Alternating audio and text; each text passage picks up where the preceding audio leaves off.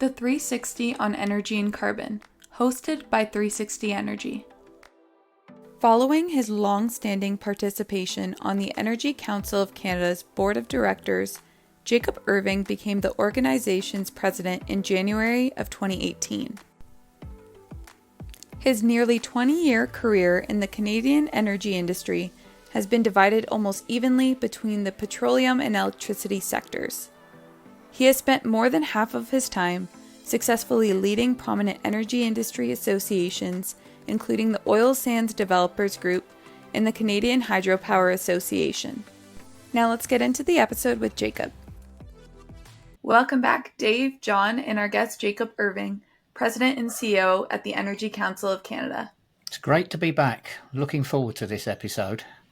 Yeah, me as well. Same. Okay, I'm going to kick us off with building on some of the things that were said in the first episode. I did like the idea that energy is a Canadian family business. So given that, and also Canadian modesty, now putting those two together, what expertise do you think that Canada has that other countries could benefit from in the energy sector? There's some pretty direct ones. Carbon capture, utilization, and storage. I mean, we built some of the first facilities, and we have some of the biggest. Right. And we're planning more. And in fact, I was talking in the last episode about everyone coming together to build the oil sands.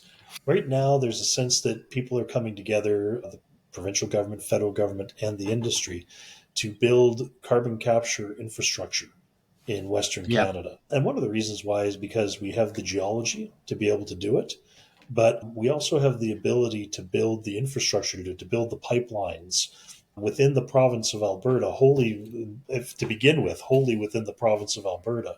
And there's, I think, the political will there, there's the economic will. Some of the oil and gas chief executives talk about that, the last boom in that sector was the oil sands, and that the next one could be in carbon capture. Right. That will spur a lot of the major development in that province going forward. And then that would make both the oil sands and also the natural gas stream in that part of the country less emitting, and effectively be able to bring the oil sands down to a net zero by 2050. So that's a place where, if you want to talk about carbon capture, use, and sequestration, we're a place to talk to. The other one, I think, is, again, I keep leaning on my own personal history, but hydropower is another important one to visit Canada. What's interesting, I find, about hydropower, there's a map that the International Hydropower Association puts out, and it shows that it's basically a map that demonstrates the developed world and the developing world. Because a common feature amongst the developed world is that all of them have developed pretty much their hydropower pretty much to its full extent. And where a lot of the undeveloped potential lies is in developing countries. So Southeast Asia, Africa, there is huge hydropower potential left to build in those countries. There's one, actually, the World Bank has a way of putting it. They put this that if Africa as a continent could develop its hydropower resources to the same extent that Canada has as a country, that the continent would be fully electrified. Wow. That's how much potential there is in that technology. And that technology, as everybody knows, is kind of tried and true. It's not particularly experimental. It's well known. It's well understood. We've been building it in Canada for over 100 years. It's the backbone of our energy system. And so one of the things that's interesting in that world perspective, though, is that the OECD countries, there's basically two, as I understand, that have undeveloped hydropower potential left to build. And it's Turkey and Canada. The rest are all marked by the fact that they don't really have undeveloped hydropower to build. So a country like France, Austria, Germany, Great Britain, all of these countries built their hydropower early, and they built it out quickly, and they fully maximized it. And now don't have any really left to build. And in the United States, even, what's interesting is the United States, again, one of the frontier Western countries, The United States doesn't have a lot of new greenfield hydropower potential left to build. Maybe up in Alaska, there's some potential and some ability, but in the lower 48 states, they've pretty much built out their full capacity. There's a lot they can do to refurbish what they have and to get power from existing dams and all that good stuff. There's still lots to be done in that sector in the United States and around the world. But most developed countries do not have hydropower potential to build.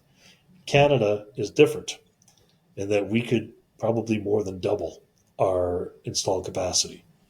Wow. In different years, we've been the second largest generator in the world. Sometimes we're number two after China, and so the second largest generator in the world could still more than double its potential. And the reason for this is again because big geography, small population, small market. We've built out our hydropower to satisfy a lot of our needs, and we export a lot of it to the United States as well. There's more we could do. So countries that are looking into that kind of older, established bedrock technology that is not being worked on in a lot of developed countries anymore can turn to Canada because we have been consistently building that throughout our history, and we're pretty good at it. So. It's interesting you say, because if you've been watching the news here, our Prime Minister has talked about investing in carbon capture, and a commentator was reflecting on the fact that our government has been supportive of carbon capture technology for 20 years, and yet we still haven't moved really beyond pilot phase. So we could perhaps do some help there. But just as a topical point, at the same time that the Prime Minister announced funding for carbon capture, he also announced the possibility of another 100 new licences for oil and gas in the North Sea. He then jumped on a private jet to fly from London to Aberdeen to announce this, and he really didn't think what the optics were going to look like. It's one of these things in Canada. Actually, for carbon capture, what's interesting is the first project was Weyburn in southern Saskatchewan, and it was what a project. It was taking carbon from the United States, from North Dakota, from coal-fired generation. Yep. They was taking the carbon from there and it was bringing it over the border. And it was injecting it into oil and gas wells, in southern Saskatchewan to produce more oil. Yes. So one of the economic uses for carbon has been to put it underground and produce more oil. Yes. To get more oil. So, which actually made, and this was all done, I would say, kind of prior to the greenhouse gas climate change arguments. Yeah. It was an economic argument. But still, it had a net benefit to it in terms of sequestering carbon. Now we're looking at it more as kind of like a waste disposal approach. Yes. But the other interesting part, I keep thinking about things that we don't pay attention to technologically, that don't attract a lot of capital or attention, and then suddenly do, and then all of a sudden research chairs are working on it. And then companies are trying to build businesses out of it, and the change that we can see. I mean, in Canada, we have companies that are looking into pyrolysis, as they call it, which I find very exciting, interesting, which is now the model is you take the carbon and you put it back underground from where it came. And you often re-injecting it into depleted oil and gas reserves. So you took the oil and gas out, you use the hydrogen, essentially, you use the energy content within it, and then you take the carbon and you put it back underground from whence it came. But this pyrolysis piece is actually about turning the carbon into usable solid matter. So you sequester it into a solid, and then that solid can be used in manufacturing different goods. Yes. And so it's interesting, now carbon capture, early days, we've only been working on that, I'd say, for, about 40 years. It's not something that has a deep history, but it's something that, you look at it, that 85%, or was looking at this, said 85% of the world's energy needs are met by fossil fuels currently. And the idea is that we're going to transition away from that, and we're all going to be electrified completely overnight. Doesn't seem reasonable. No. Cleaning up fossil fuels seems reasonable, and there's ways to do it. And anyway, we should be looking at all of it. We should be looking at using more emissions-free electricity to power our energy needs. We should also be looking at reducing the carbon content of our fossil fuels. And that's where hydrogen comes in. Hydrogen, in many ways, is like a hydrocarbon without the carbon. It's just pure hydrogen, right? Yeah. It's complicated stuff, but it's also kind of simple in some ways. Yeah.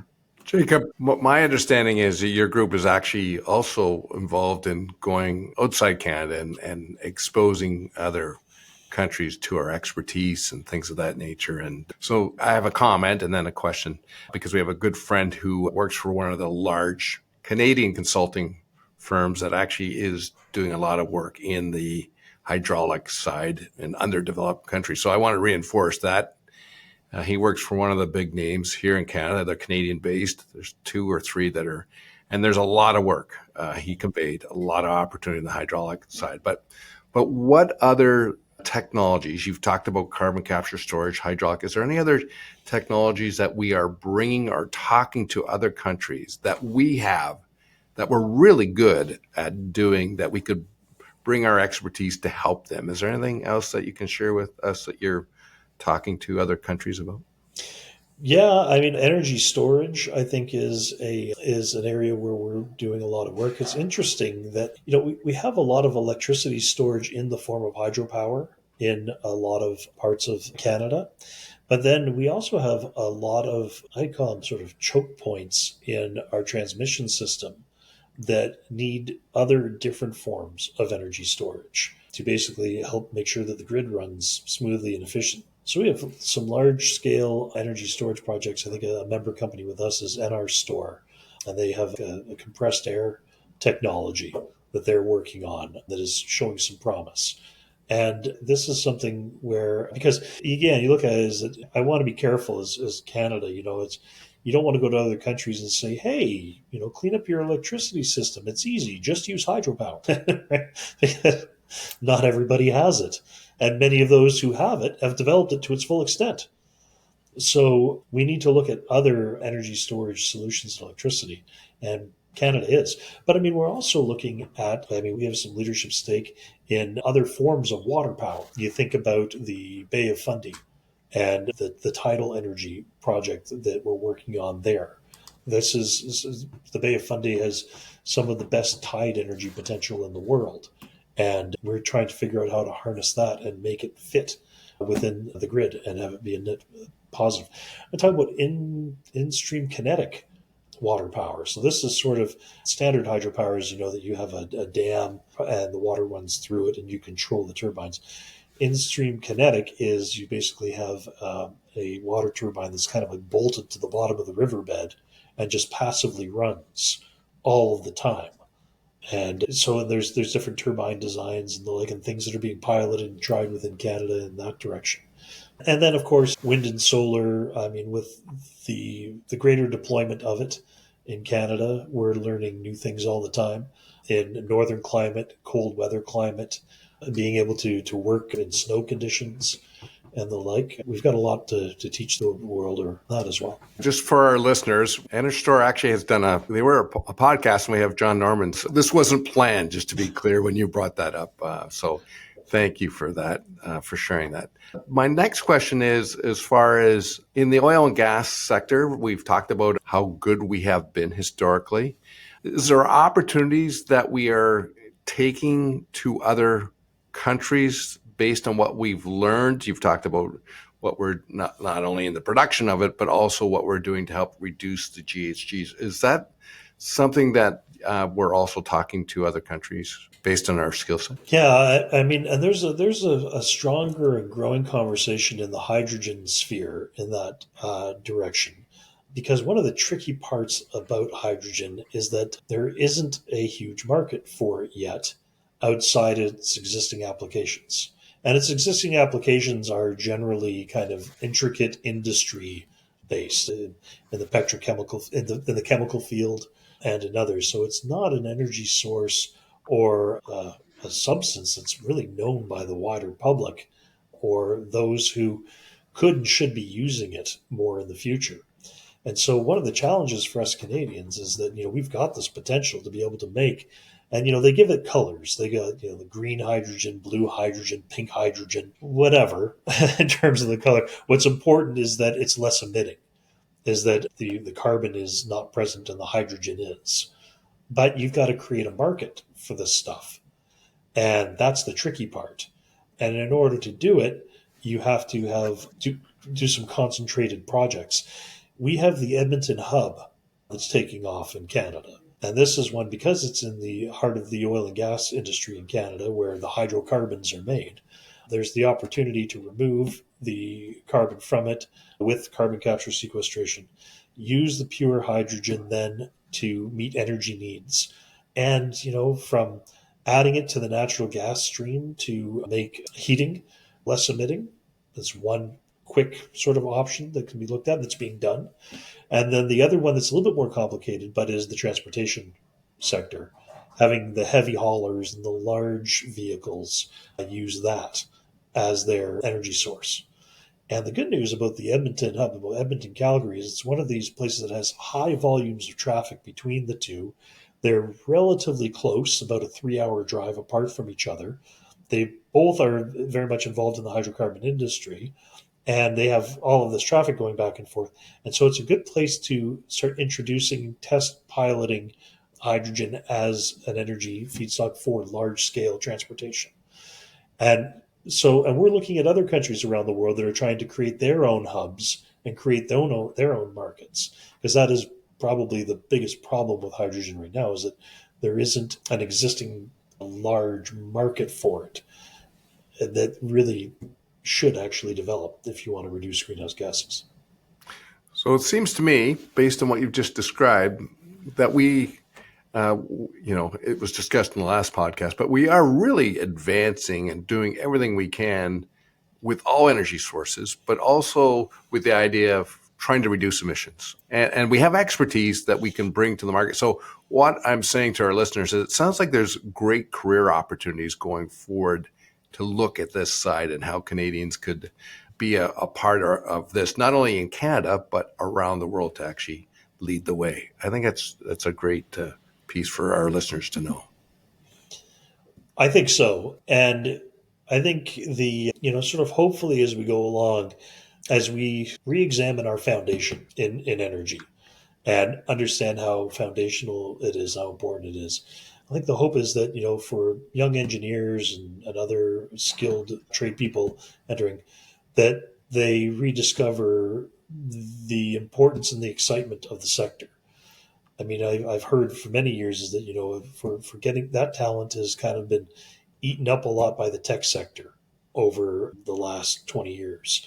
The excitement of creating a new app has kind of overshadowed the excitement of solving our energy problems. But again, I think that when everyone sees, energy is foundational, it's sort of, if your electricity shuts down, your phone and your computer system shuts down pretty quickly too. Your app doesn't work, Jacob. Right? That's right. Yeah. Right. You see the bars disappear.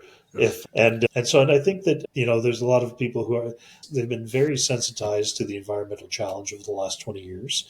And the hope is that those who are graduating will apply that to the foundation rather than working on some of the other things that will concentrate more on our foundation. So I'm very hopeful in that regard. I think I might also, there's something that I mentioned that I didn't mention the last time. I talk about, sharing our expertise around the world.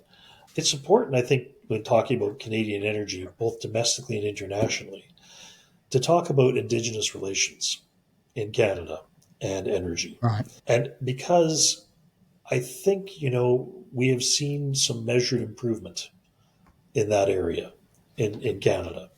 And it is integral to our success. I didn't mention it earlier because sometimes I think people take it almost for granted, is that in Canada today, you're not going to build an energy project unless you have sufficient support participation from Indigenous people who are affected by it. That is a given. Yeah. And the good news is, on that front, is that if you properly engage Indigenous people in Canada, you can get the project built. It can happen. I've had, some friends from Indigenous communities tell me that, resource development in Canada in the past felt like basically resource development was being done to them. Mm. And that today they're more hopeful because they're feeling more and more like they're doing it with someone. That it's not happening to them, they're doing it with someone. There's greater equity stakes from Indigenous communities and energy projects. There's better impact benefit agreements and wealth sharing that's happening that just didn't happen before. And that's integral to our success. Anyone who visits Canada and looks at our energy resources and says, "Oh, it would be great to benefit from these." The first thing that I'll always tell them is that, "Well, that's great, but where you have to start is with the Indigenous relations related to it, because otherwise it won't get off the ground." And that, I think, is part of us being a responsive energy developer, making us a more responsible energy developer. This wasn't always the case. I don't think that energy development in Canada was always seen that way, but it is seen that way now. And so this is something that I think that we have to make sure that we talk about. I think, Yeah, I think I was going to say I think it's really important, and it's been emphasized not only by yourself but by others. I think that will be critical. And then on the other part too, on the benefit to the Indigenous folks, is that the growth of their population is significant in comparison to the rest of the Canadian population, and it's a great form of employment for them as well, if that's something that they're interested in. Well, the oil and gas industry in Canada is the number one employer of Indigenous people in Canada. And not by accident, the development happens much on their traditional territories, in their lands. Hydropower, the other part of my career. It's interesting. I often remember being taught in high school, they call it the law of diminishing returns, which is basically, it applies to mining a lot, but it's basically the stuff that is close, simple, and cheap to produce gets produced first. And the stuff that is further, more difficult, more challenging gets produced later. yeah. And in Canada, that is generally the case, as it is the world over.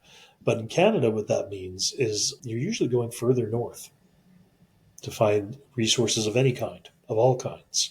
And that includes hydropower. Many of the major hydropower facilities that are built in Canada are quite far north, and we have large high voltage direct current transmission that brings the power south. In fact, we're world leaders in that technology. You think about the James Bay project, or more recently, the Kiosk project in Manitoba and Bipole 2. This is something that we're quite good at. But when you get north, that's where the population and the near sovereignty is held by the Indigenous people who call that home.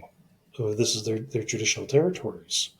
And if you don't come up with the right arrangement, your project's not going to get built. And staying with that, Jacob, because we've had some discussions because we're trying to get a podcast on this specific topic.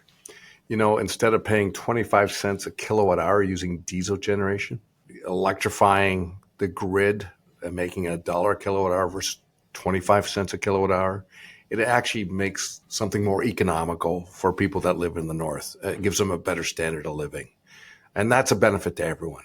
So you're very right. I mean, like I say, we enjoy a good deal of energy security and energy equity. There is good, reliable energy supply in the far north, but it is provided by and large by diesel powered generation. So we have this very clean, non-emitting grid. But then in our more rural and northern parts of our country, we're using one of the most emitting forms of electricity, and one that produces black carbon, and that often is not is sort of seen as a necessary evil by those who are kept warm and powered by it. Right. So things that we're trying to work on, we're trying to figure out how to extend the grid further north, because those grids that we have are generally pretty clean and renewable, and they don't have the issues of diesel associated to them. But we're also looking more and more at the small modular nuclear reactors in that area. One of the promises of that technology is, small, scalable, that it can land in, say, on an island nation. You go to an island that has no domestic electricity options. There's no coal on the island. There's no oil. There's no natural gas. Say wind and solar is, only so strong. You take a place like that, but if you put a small modular reactor on it, it can all of a sudden become energy self-sufficient using that technology. And then building on top of it too, when you put in that as sort of a base load piece, then you can add some wind and solar more easily on it and become more. And you look at Canada, it's good to think of a lot of our northern remote areas almost like islands. They're in large pieces of territory, but they're not connected to the grid. And so right now it's diesel that is used to power many of them. But we have the opportunity to bring small modular reactors. And the interesting thing about small modular reactors, especially for Indigenous communities, is that it can become like a source of domestic energy. If you train and involve Indigenous people in the ownership of that power source, and they can run it and service it and treat it as their own, then it can become like a domestic power source. So it's very interesting and exciting. The early adoption or use of small modular reactors, interestingly in Canada, may actually be in the production of oil sands as well, because there is a strong, because they make steam. They make steam very well, and steam is needed to produce the oil from the oil sands. So Canada is very interested, as you can tell, in all forms of energy. And we are lucky in the sense that we have regional differences in the way that we make energy. Sometimes it makes things complicated, but it also means that we are playing to our different strengths in different parts of the country, and that's what's allowing us to have a chip on every square and to make sure that we have energy expertise everywhere. But, internationally, though, I want to say for Indigenous relations, we were talking about it earlier with Canada and the modesty of Canada. And, it's so famous that comedians make jokes about it. We joke about it ourselves. I would also say this funny internally within our own borders.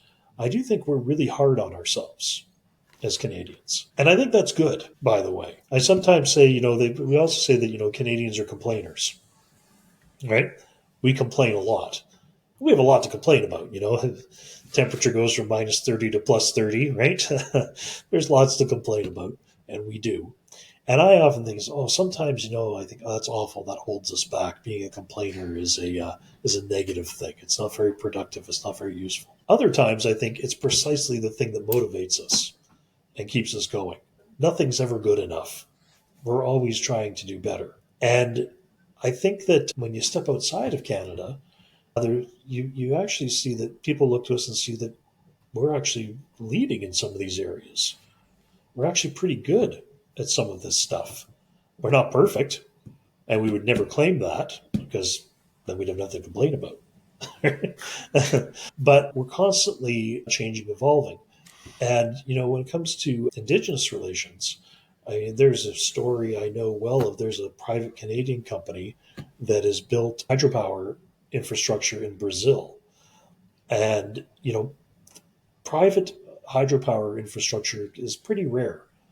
It's often built by vertically integrated public utilities around the world because it takes so long to build. You need patient capital, so usually governments are involved in it very strongly in one way or another. There's not a lot of private companies that have the patience and ability to build that kind of infrastructure. Well, a Canadian company in Brazil has, and has succeeded where many other privates have failed. And I can remember being in a conference with them, and the question came up and said, how is it that you've succeeded where others failed? And the first answer that came out was, Indigenous relations. And I said, well, how so? They said, well, we've built some projects in Canada, and we've learned a great deal about how to interact with Indigenous people. And we basically took the principles and ideas of that and we applied it in Brazil, where Indigenous relations are of a whole different nature than in Canada, right? But they applied the basic principles of it and they succeeded. And the basic principles of it aren't overly complicated. It's basically, in many ways, like two ears, one mouth. Listen more than you talk. Get involved early with the communities in the project. Make them know that their input is valuable and that their partnership is key, and involve them in the project. And that's how you succeed. And keep in mind the whole time that there is no cookie cutter approach to Indigenous relations. What worked well in one community in Canada, you can't template it in another community in Brazil. Yeah. They'll have different needs, different wants, different expectations, different desires. The trick is to actually listen to those and to act on them. And in Canada, I think we've had some measured improvement in that regard. We could never declare victory on that front, but also nobody ever declares victory in a relationship. There's no declaring victory in a relationship. There's only just working on a relationship. And we've learned that sometimes the hard way in Canada, but we've learned it that you have to work on these energy relationships and you have to listen and you have to act according to what you've heard. And then you can succeed. Thank you for that. Yeah. I want to take us on just a little bit and pretend, and I don't know if that we're going to do this podcast again in 10 years' time. So we've moved on 10 years' time. Where does Canada sit as an energy exporter, and what impact has Canada had on energy technology for the rest of the world? I think Canada will continue to be a net energy exporter. We have been for most of our history. We are one of the world's largest energy exporters. And again, owing to the market that is just down south of us, like I say, we can't take the United States market for granted. They are not a dependent customer of Canadian energy, but we do have good relationships with them. We do have strong market relationships where the benefit of our energy is understood and seen by that market, and there's a good relationship back and forth. And we also have to remember that we actually do have a back and forth relationship with them in energy. We do import electricity from them as well, and we do it often on a seasonal basis. Canada is often seen as a winter peaking country. The United States is as a summer peaking country. We have flows back and forth that are complementary to that. So I think that we'll continue to be a strong energy exporter to our friends in the United States, but increasingly around the world as well. We are about to commission the largest private infrastructure project in the history of Canada, the LNG facility in Kitimat. So we will be exporting more natural gas that way in ways that we just haven't in the past, which will be, I think, to the net benefit of Canada and the world. Any LNG that we send will, in many cases, by definition, be the cleanest LNG in the world, because the energy profile of LNG that is the most emitting is usually in the compression of it, in the chilling and compression, the energy that it takes to do that. Well, in Canada, whether it would be East Coast or West Coast, those are both serviced primarily by hydropower. Mm-hmm. So we would have clean, renewable electricity compressing our LNG, sending it to the rest of the world. So that's from the LNG perspective. But the next question is that if we get a world market built for hydrogen, then there is the opportunity for Canada to ship that as an energy source, because we can make blue hydrogen, pink hydrogen, green hydrogen, whatever color you like, and be able to export that to the rest of the world. So I'm excited about that. And one of the reasons why is because I often say is that in hydrogen, there's actually a national unity thread to it. And I say that because you can make hydrogen all across Canada in all different kinds of ways. So it's interesting to everybody, whether it's from an oil and gas perspective, the blue hydrogen, or if it's excess low emitting electricity from the green hydrogen perspective. We can do both. We can do either, and the world, I think, could benefit from it. I mean, the one thing to remember, I'll say about hydrogen too, is that in order to make it, especially green hydrogen, the stuff that's made with electricity, the electrolysis technique, you essentially have to have excess clean, renewable electricity to be able to make it. See, in most countries around the world, because the number one source of greenhouse gas emissions is the way that they make electricity for themselves, it's the coal-fired generation electricity for most countries around the world, is as soon as they develop new, renewable, less emitting forms of electricity, they usually plug that right away into their own grid to reduce their own greenhouse gas emissions, which is good and as it should be in many ways. But what it means is that they don't have excess low emitting clean electricity to make hydrogen with. They don't have it.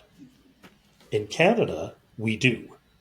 And if we don't entirely at the moment, we have the potential to be able to create more non-emitting electricity to make that kind of hydrogen in the future. So it's in many ways, in Canada, we can lead in some areas, and we are leading in some areas, and we also follow in others. And a lot of it is about the world and what the world wants and what the world decides it's going to do, and how serious the world is actually going to take climate change and what measures others are going to put in place in order to address it. I mean, in Canada, I mentioned before, we're the only top 10 oil producing country that has a national price on carbon. None of the other top 10 oil producers have placed a national price on it.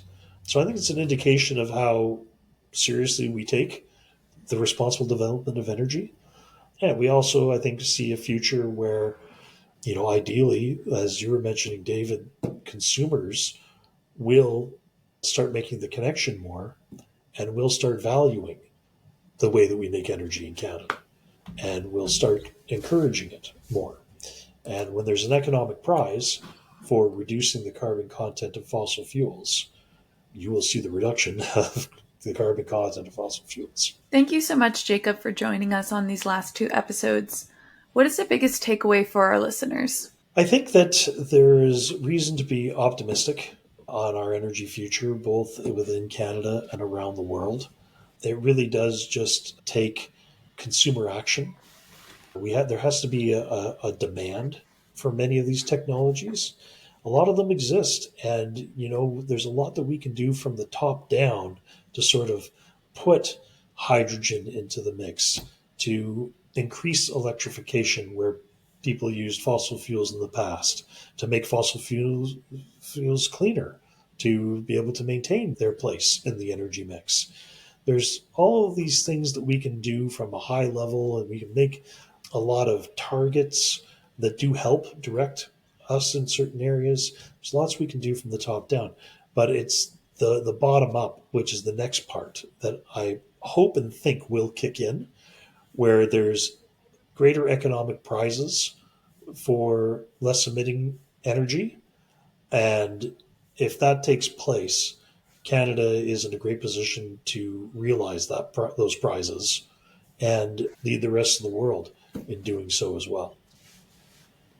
Thanks for that. John, what's your biggest takeaway? Well, that relatively close is a 3-hour drive. That's a very Canadian view, I think, on things. No, seriously, I think what's come across to me is that climate change is a global problem, and it's going to need a global solution, and that Canada is really well placed to be part of that solution. Thanks, John. Dave, what's your biggest takeaway? I'll go from what John said, and really what I'm hearing from Jacob during the 2 podcasts.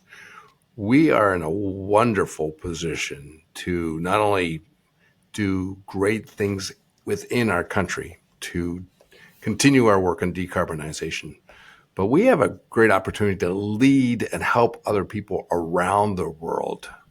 And this is where I get on I think we just have to be more aggressive and not be Canadian. I think we have to be more out there and start focusing on that, because I just think there's a great opportunity business-wise, and I think there's a great opportunity to help solve the challenges that we have going forward on climate change. And we could be a big part in helping out in that. So I thought what Jacob covered was our strength is our diversity because we have so many different things, but that is also will help us going forward in other countries. So I'm hopeful that we as Canadians take that on, that challenge, and move that direction. The Energy Council of Canada, we have an international mandate to help promote Canadian energy abroad. And that is what we're trying to do more of, as well as kind of basically break out of our shell a little bit and tell our story more. And really, when I get down to it, I think, the energy conversation for Canada, what are we saying to the rest of the world? We're saying we're not perfect. The fact that we recognize that and that we're working on it should help you trust us in what we're doing. So we're not perfect. We're working on it. You should trust us, not because we say you should trust us or not because we're asking you to trust us, but we actually do have proof points in every energy sector that demonstrate that we got the message on climate change, that we've been changing our approach on it, and that we've been improving on it. Now, is it happening fast enough? Probably not for anybody. Not for people outside of Canada, not for people within Canada. We are, I think, healthily impatient on the climate change front as a people and as a planet. But what you want to do, I think, is look toward countries that demonstrate that they got the message, that they've been changing, that they've been working on it, that they've seen improvement, and that they have plans for the future. And Canada can lay claim to all of that, whereas many other countries around the world can't, or at least not to the same degree as Canada can. So I think we're in a good place, and I'm looking forward to the next 20 years of energy here and around the world. Well, thank you, all three of you, for this great episode. Have a great week. Thanks, everyone. Thank you. Thank you It's been all. really good. That's all for today's episode of the 360 on Energy and Carbon podcast. Thanks for listening. Make sure to check us out on our website at 360energy.net and follow us on LinkedIn at 360energy Inc. Tune in to our podcast on Apple Music, Spotify, Anchor, or other listening platforms by searching the 360 on Energy and Carbon. You can watch the video recording and subscribe on YouTube at 360 Energy Inc. Email us your feedback at podcast@360energy.net or comment on our LinkedIn post. See you next week.